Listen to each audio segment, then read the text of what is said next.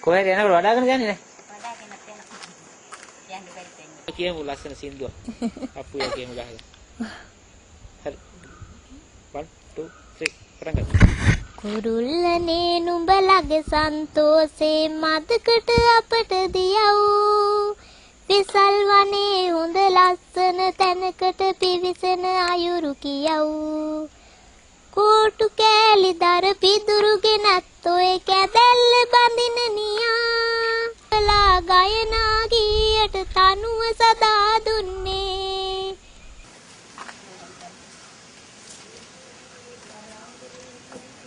මොනවද? නෑ ඉතිරෙන්නේ? තේනෝ ඊට වඩා ඉතින් මේ මෙතන තියෙනවා ටික.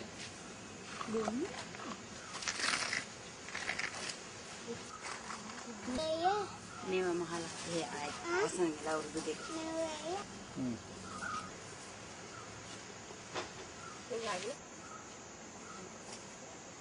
යන්න නැගපනා පුපුත් නැගපන්. අපේ දඩි තියන්නේ.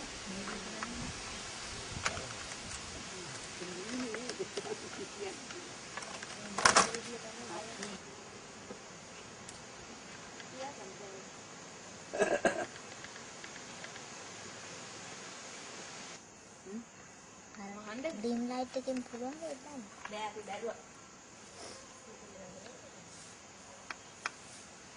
හද. ඒක කටුම්පා.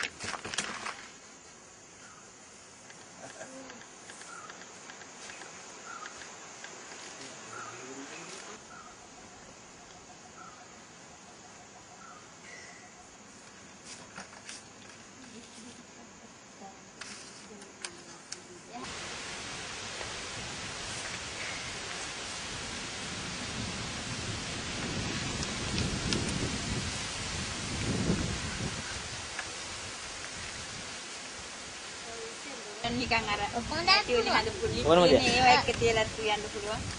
නෝස් තියනවා. නිකලත් අසු ගන්නවා. විදුලිත් අස් ගන්නවා.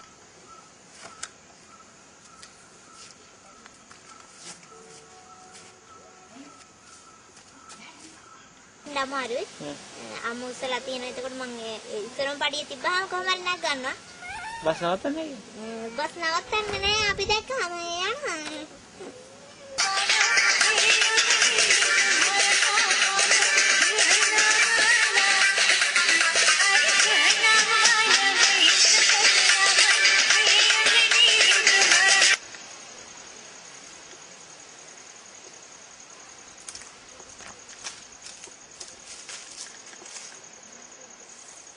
තුවාලෙලක් තියෙනවා. තුවාලෙලක් තියෙනවා. එතකොට ඒක මොනවා කරන්නද? ඔය කට ළඟ තුවාලෙලා තියෙන්නේ. ඒ චූටි කාලේ වැටිලා. අනික අත් දෙක තියලා කොහොමද මේ ඒක මේවා කරගන්නවා. අයියේ පොඩ්ඩක්.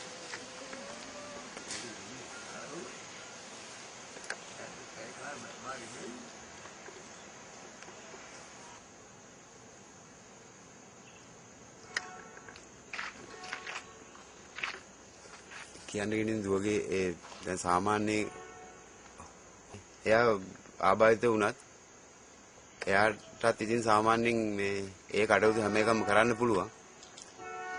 දුවගේ අලවි කටයුතු කොහොමද මේ බාධාවක් කියලා ආරංචියක් ආවා? බාධාවක් නම් තියෙනවා. මොකද මේ දැන් අපි ඉන්න ප්‍රදේශයේ හැටියට පහසුකම් නැහැ.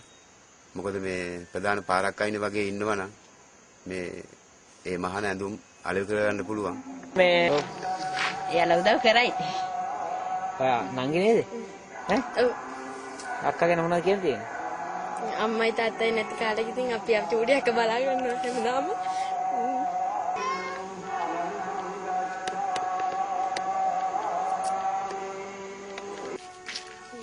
ඕකේ. මට මගේ බලාපොරොත්තුව මට රූපවාහිනියේ කවදා හරි දවසක අවස්ථාවක් ලැබුණොත් ටෙලි නාට්‍යයක හරි රංගපාන්න මම කැමතියි.